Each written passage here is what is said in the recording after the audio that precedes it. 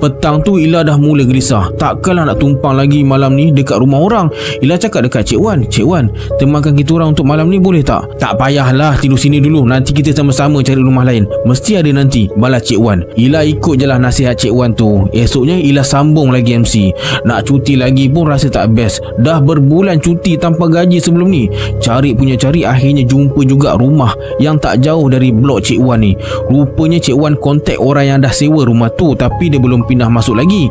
Dia cuma bawa perabot masuk dan hias rumah tu dulu, sebab dia sewa awal nak pastikan rumah dah siap sedia lepas dia dah nikah nanti.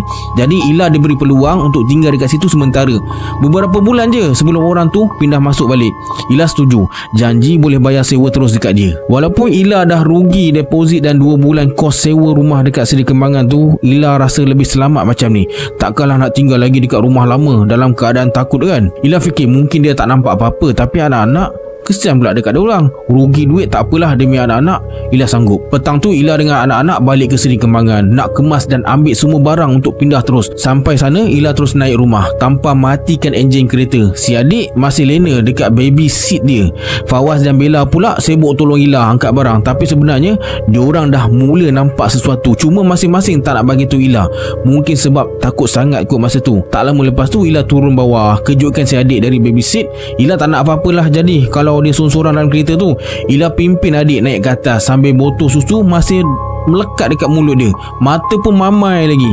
Ila letakkan si adik ni dekat ruang tamu depan rumah.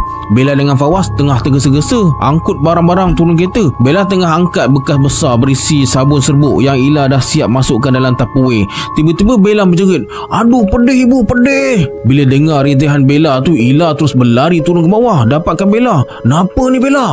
Bella cakap masa dia bawa bekas sabun tu, penutup bekas tu tiba-tiba terbuka macam ada angin hembus kuat ke muka dia. Sabun tu terus masuk mata dia.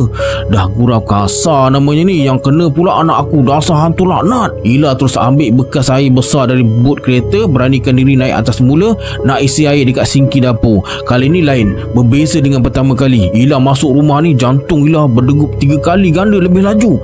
Masa tu Allah je yang tahu perasaan Ila. Lama betul rasanya nak penuhkan botol air tu. Bila air dah penuh, Ila terus lompat turun tangga. Nasib baik tak jatuh.